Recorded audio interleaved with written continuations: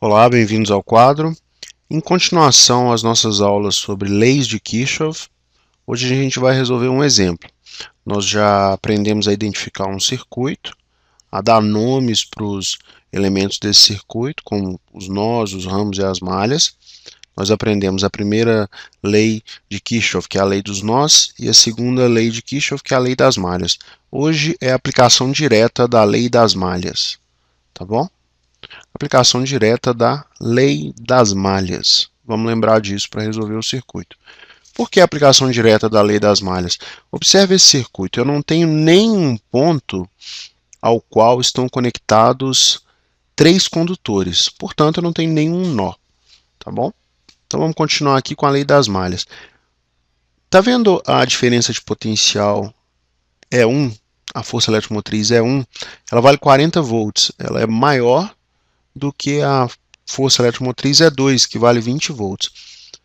Isso é o suficiente para eu acreditar que a corrente vai percorrer o sentido horário, tá certo? Ela vai partir de A, passar por B, C, D e voltar até A, tá joia?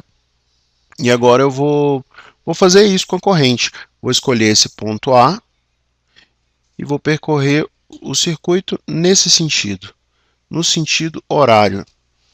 Tá bom? Vou escolher esse sentido aqui, o sentido alfa, e vou determinar o valor dessa corrente. Então, vamos partir de A. Lembrando que em A é onde eu vou adotar potencial igual a zero. Toda vez que eu adotar potencial igual a zero, eu vou representar assim, ó. Tá certo? Um fiozinho preso na Terra. O potencial aqui é zero. Então, vamos começar. Do ponto A, a gente começa do zero, e agora a gente tem uma queda ou um aumento de potencial? De fato, a gente tem uma queda, porque a corrente passa nesse sentido e passa por um resistor. Então, você tem menos 1 ohm vezes I, que é 1 vezes I. Então, eu tenho aqui uma queda de potencial. Chegando na força eletromotriz, eu tenho um ponto de menor potencial e um ponto de maior potencial, ou seja, um aumento de potencial. Portanto, mais 40 volts. Continuando, agora passando pelo ponto B, cheguei em mais um resistor.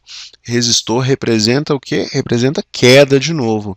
Então, menos 4I. Tá vendo que o sentido que eu percorro é o mesmo sentido da corrente? Se eu estivesse fazendo o contrário, o resultado seria o mesmo, tá certo? Mas aparecerão alguns números negativos. Enfim, pode fazer desse jeito aqui que fica bem legal. Pronto, passei pelo ponto C, cheguei na segunda força eletromotriz, que agora age como uma força contra-eletromotriz, porque eu saio de um potencial maior para um potencial menor. Então, ao invés de ser mais 20 volts, são menos 20 volts. Joia. Cheguei aqui no resistor R2. Aparentemente é uma resistência interna, né? No final das contas, não muda nada na nossa análise.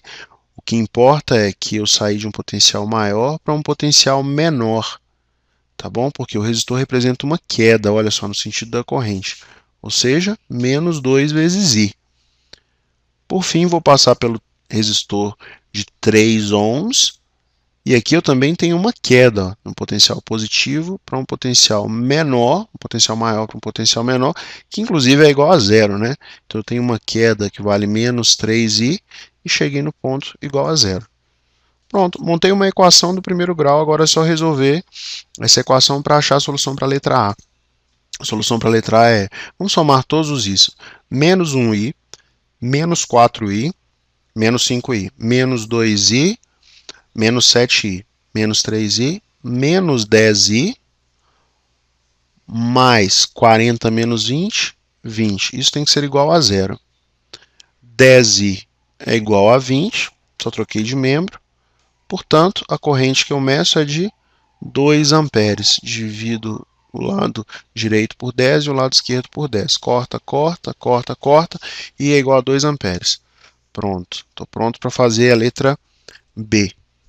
Na letra B, eu quero descobrir a diferença de potencial entre os pontos B e D. Então, eu vou fazer assim, ó.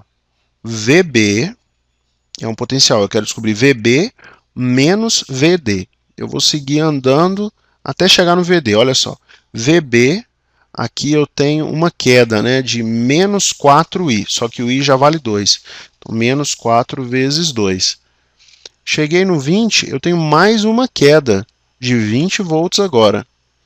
E quando eu passo aqui pelo 2, resistor de 2 ohms, eu tenho mais uma queda de 2 vezes 2.